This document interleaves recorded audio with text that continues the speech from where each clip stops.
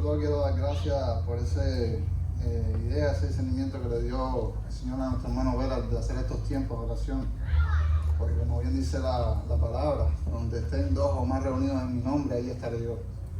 Y precisamente a actividades así como estas son las que nos llaman a tener el Señor en nuestra iglesia. Tiempos de oración buscando el discernimiento del Señor. En esta mañana les traigo un breve estudio que puse como título precisamente a esto mismo que acabamos de hacer hoy. ¿Qué representa decir que soy cristiano? ¿Qué significa o qué representa en mi vida seguir a Cristo? Y al empezar del día de hoy ha sido un ejemplo de eso mismo. Estos tiempos de oración, esta cercanía, esta comunión que debemos buscar con el Señor. Pero más particular en este devocional les traigo un breve resumen sobre la enseñanza que le transmitió Jesús a sus discípulos cuando iban ya caminando a Jerusalén. Y les vuelve una vez más, una de las tantas veces que les comunicaba sobre lo que iba a suceder con la muerte y resurrección de sí mismo, por supuesto. Para ello les invito a leer Marcos, a buscar en sus Biblias Marcos 10, versículos del 33 al 34.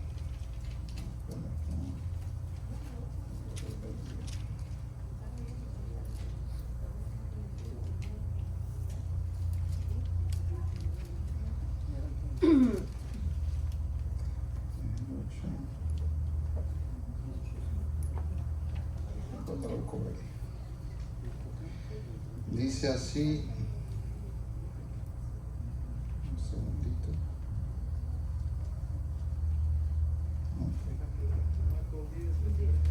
Sí, dice Marcos 10, versículo del 33 al 34. Dice la palabra en el nombre de Jesús, dice así. Versículo 33, dice: He aquí, subimos a Jerusalén, y el Hijo del Hombre será entregado a los principales sacerdotes y a los escribas, y le condenarán a muerte, y le entregarán a los gentiles, y le escarnecerán y le azotarán, y escupirán en él y le matarán, y más al tercer día resucitará. Un poquito más adelante aquí de este pasaje tenemos una breve enseñanza, un mensaje que reciben específicamente lo recibe de manera general el grupo completo de los discípulos, pero quien da un paso a esta enseñanza son Santiago y Juan, en este relato que nos hace el versículo 33 al 45, que dice así, seguido a continuación de lo que leímos ahora mismo en el 34, dice acá: Entonces Jacobo y Juan, hijos de Zebedeo, le acercaron diciendo al maestro: Querríamos que nos hagas lo que pidiéramos. Y él les dijo: ¿Qué queréis que os haga? Ellos les dijeron: Concédenos que en tu gloria nos sentemos el uno a tu derecha y el otro a tu izquierda. Entonces Jesús les dijo: No sabéis lo que pedís. ¿Podéis beber del vaso que yo bebo o ser bautizados con el bautismo con que yo soy bautizado? Ellos dijeron: Podemos. Y Jesús les dijo: A la verdad del vaso que yo bebo, beberéis, y con el bautismo con que yo soy bautizado, seréis bautizados. Pero el sentaros a mi derecha y a mi izquierda no es mío darlo, sino a aquellos que para quienes esté preparado. Cuando lo oyeron, los 10 comenzaron a enojarse contra Jacobo y contra Juan. Mas Jesús, llamándolos, les dijo: Sabéis que los que son tenidos por gobernantes de las naciones se enseñorearán de ellas, y sus grandes ejercen sobre ellas potestad.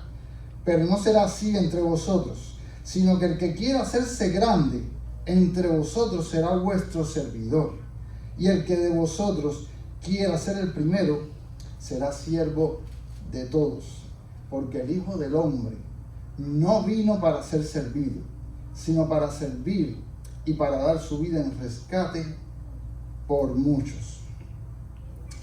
Aquí a mí es increíble, cada vez que leo estos versículos me impacta más la misericordia del Señor, porque aquí vemos en esta escritura perfectamente como relata el caminar, el peregrinar con Jesús y sus discípulos, que a pesar de que continuamente pasaban día, tarde y noche con Él 24/7, comían, dormían, preparaban todo lo que era necesario para este peregrinar del Señor, para compartir la palabra del Señor. Tenían el privilegio de presenciar sus milagros y aún mejor, ellos también realizarlos y proclamar la vida nueva en su nombre, porque así se les fue dado.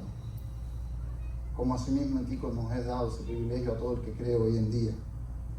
Y aún así, hasta ese momento, no entendían el verdadero propósito de Jesús, por el cual estaban caminando con ellos. Sí, estaban conscientes, por supuesto, posteriormente sí lo entendieron, pero en ese precisamente momento, esta acción de pedir oligarquía estaba fueramente distante a lo que Jesús continuamente les trataba de compartir. Simplemente que no miraran el caminar que estaban teniendo, los milagros, el poderío que el Señor tenía, con ojos carnales. Que miraran más allá de estar parados o no delante de actos representantes y decir, oh, estoy con mi maestro, estoy con el que levanta ciudades, con el que cura enfermos, con el que sana enfermos. Pero la realidad que no entendían era que Jesús, teniendo todo este poderío, teniendo toda esta majestad, inclusive de evitar toda la persecución que estaban teniendo por los romanos, de evitar todo tema de disturbio, no lo hacía. Tenía poder para hacerlo, pero no lo hacía. Porque había un propósito, había una meta. Pero hoy en día nosotros mismos, inclusive que estamos aquí sentados, nos podemos representar perfectamente con cualquiera de los que estaban en ese grupo. Porque muchas veces estamos inclusive dentro de la misma iglesia y los ojos en momentos determinados, no digo que sea continuamente, no siempre los tenemos puestos en Jesús. Como les estaba diciendo, simplemente miraban el proceso que llevaban con ojos carnales, no puestos de todos en Jesús. Había un objetivo mayor por encima de la capacidad del entendimiento humano.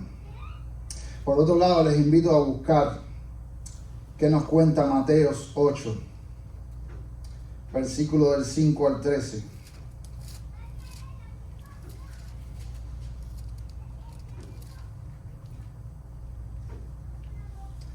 Dice Mateos 8, versículo del 5 al 13.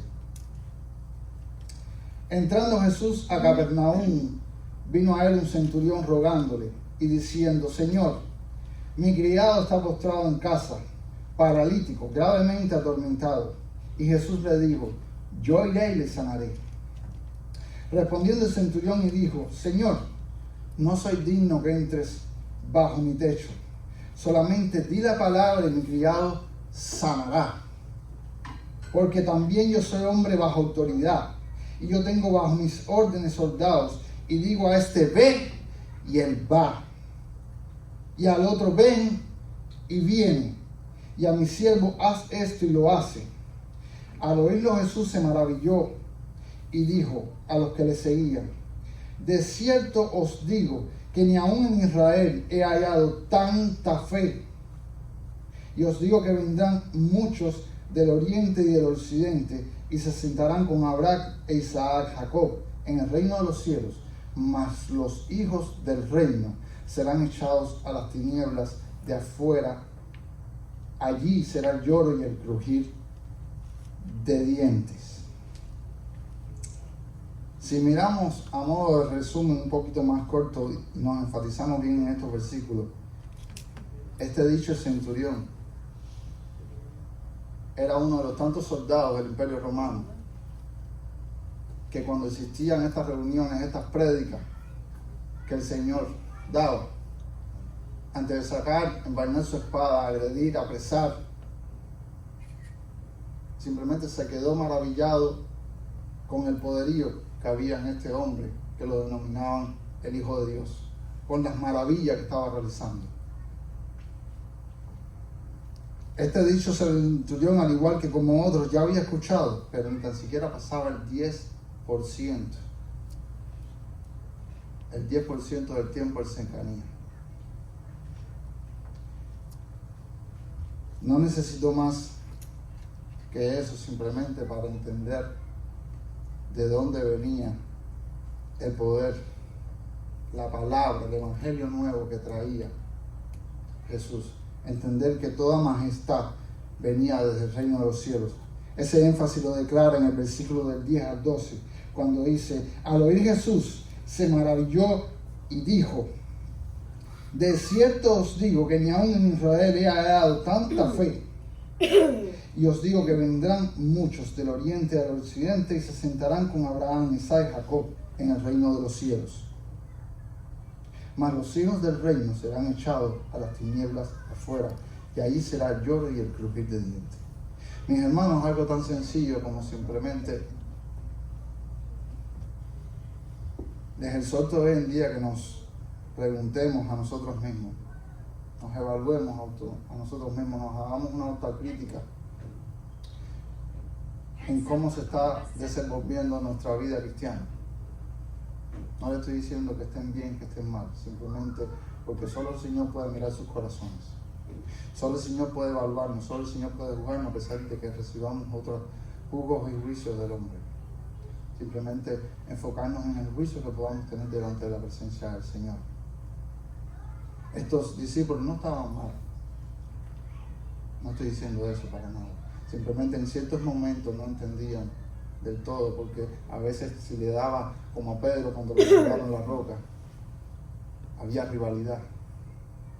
Y de esta manera el Señor les muestra: no se concentren en simplemente la posición que tengan, o a quién denomino esto, o a quién denomino otro.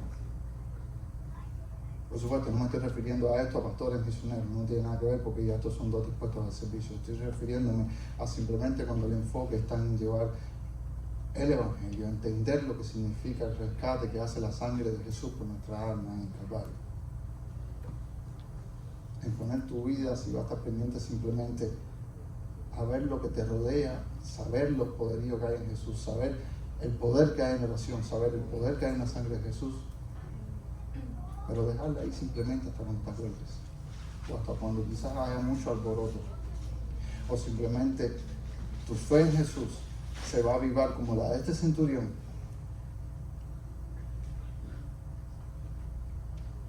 a emprenderla y decir: no importa lo que cueste, simplemente donde yo esté voy a entender que Jesús es el único camino, verdad y la vida. En muchos lugares somos más que bendecidos hoy en día de poder recibir esta palabra, de poder estar aquí diariamente, recibir ese evangelio vivo. Hay muchos lugares hoy en día que tan siquiera no significa hablar, tan siquiera con llevar esta Biblia debajo del brazo puede costarte la vida. Pregúntese si usted a lo mejor en este momento visita ese país. Y a pesar de que le digan tanto, porque bajándote de ese avión, si caminas por esa calle y dice que Cristo vive, tu cabeza puede rodar. No te digo que tientes a Jesús, pero la pregunta es internamente en tu corazón en ese momento: ¿qué vas a decirte a ti mismo? Si el Señor te dice: ahí tienes que evangelizar, tu fe va a decir: Señor, yo no tengo fuerzas para revivir al caído, yo no tengo fuerza para sanar. Sé que vienes conmigo, pero si tú no vas primero, yo no sé si lo puedo hacer. O simplemente vas a hacer como ese centurión: si tú dices que vas, yo voy. Yo voy. Porque mi vida y mi alma están prestas en Jesús. Te dejo conmigo.